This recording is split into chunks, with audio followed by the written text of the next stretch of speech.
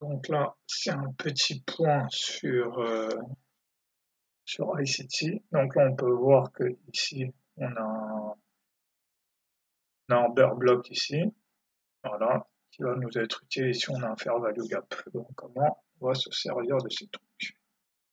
Bon, voilà, là, on va commencer M1. Là, ici, on voit que ici, au moment où cette bougie rouge là est invalidée, là on a notre order block. Ouais, on a notre order block ici. Premier order block. Ensuite, ici, quand cette bougie-là est invalidée, là, on a notre second order block. Et comment on va s'en servir ici? On va acheter quand cette bougie M1. Voilà, on peut voir que ici, c'est sur cette bougie-là qui valide notre order block.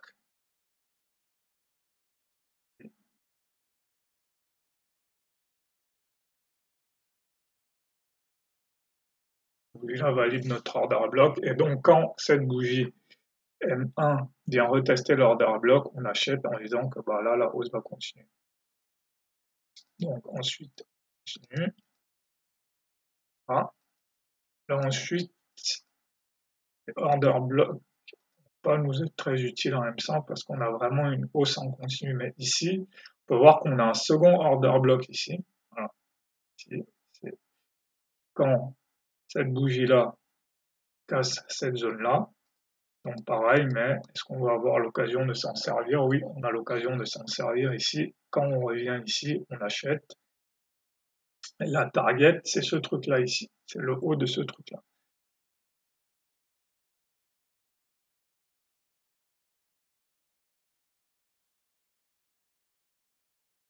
Donc là, voilà.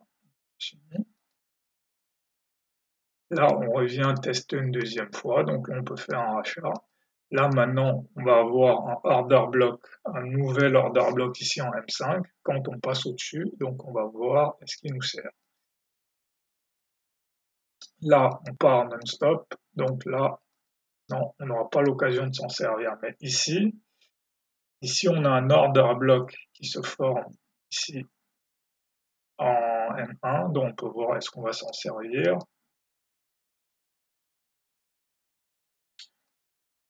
Là, on peut s'en servir ici, mais là, la question à se poser, c'est est-ce que c'est une bonne idée vu qu'on vient d'atteindre notre target? Non. Donc c'est pour ça qu'un système, ça s'applique toujours avec quand même du recul. Et aussi là, sur mon système M15, voilà, je peux voir qu'ici, je vends ici, même si je connais pas les concepts ICT, je peux vendre ici parce que tout simplement, on arrive dans une zone de résistance. Donc voilà, là, ici, il se passe un truc intéressant.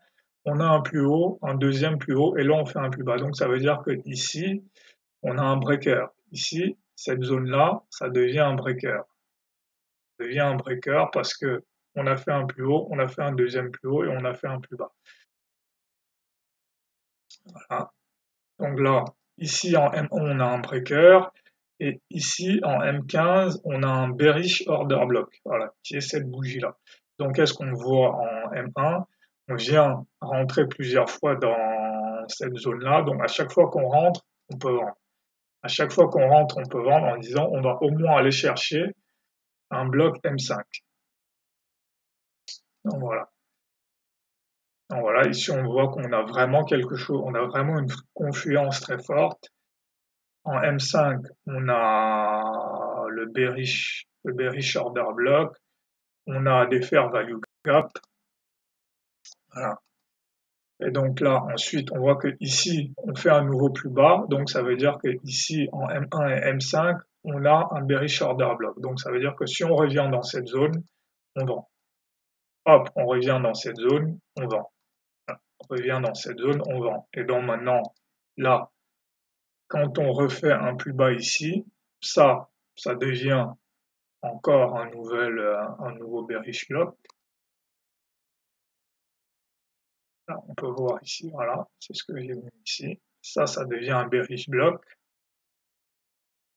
Ici aussi, quand on fait ce plus bas ici, quand on fait ce plus bas, cette bougie-là, ça devient un bearish block en M1. Et ici en M5, quand on fait ce plus bas là, cette zone-là, ça devient aussi un bearish block. Donc pareil, si on revient dedans, on vend. Donc là, voilà, ici. Sur le M5, on ne revient pas, mais le bearish M1, on revient dedans. Donc quand on revient ici, on vend. Donc pareil ici, on voit que là, bougie verte, on fait un nouveau plus bas. Donc ça devient un bearish block. On attend quoi? Un retour dedans et on vend. Là, on revient dedans, on vend. Voilà. C'est très simple quand tout marche bien. Il n'y a pas de complications. Et aussi, ça, du coup, ça devient aussi, au moment où on fait ce plus bas ici, ça devient un bearish block en M5. Donc, pareil, on revient dans le bearish block M5, on descend, on vend. Mais là, pareil, maintenant, on est arrivé sur une résistance, parce que là, on est quasiment sur le plus bas du jour.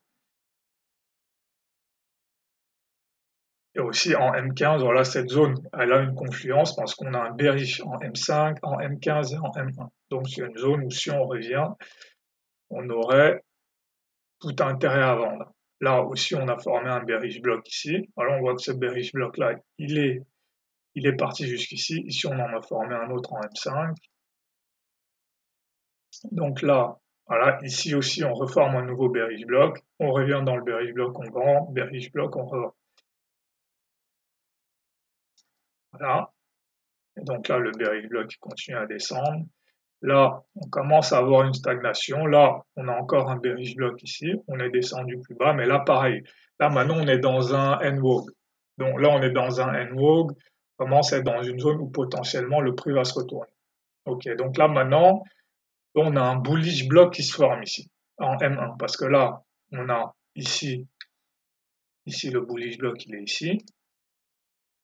Parce qu'après cette bougie rouge, on a fait un nouveau plus haut. Donc ici, on a un bullish block ici. Ici, on a un breaker parce que là, on a un plus bas, un nouveau plus bas et on fait un plus haut. Donc ici, en M1, on a un breaker. Donc le breaker, c'est si on revient dedans, on achète. Et qu'est-ce qu'on peut voir ici de très intéressant, c'est que cette zone-là, qui est une zone de confluence, voilà, c'est ici. C'était un bearish block sur plusieurs niveaux. Un bearish block sur plusieurs niveaux. Quand on revient dedans, alors on peut voir ici, quand on revient dans ce bearish block M5, voilà, qu'est-ce qui se passe? On a un signal de vente, donc on vend. Voilà. Et ensuite, là maintenant, on revient dans notre breaker, et là, qu'est-ce qu'on voit? Alors, on peut voir ça ici en deux temps. On repasse dans notre breaker pour aller chercher le bas du N-Wog, et quand on revient, voilà, quand on revient maintenant, notre breaker, là maintenant il fait résistance et avec le milieu du N-Wog, donc là maintenant, bon là il est 21h30, je ne traite pas, mais là on peut voir que maintenant on peut acheter ici. Donc voilà, c'est juste pour montrer comment voilà, les concepts ICT, on peut les utiliser en M1, M5 et aussi pareil avec mes concepts à moi. Voilà, ici par exemple, j'aurais vendu ici parce que j'arrive sur une résistance. Ici,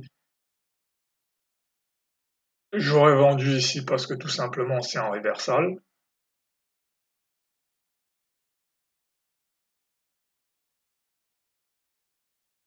Ici, voilà, vendu ici.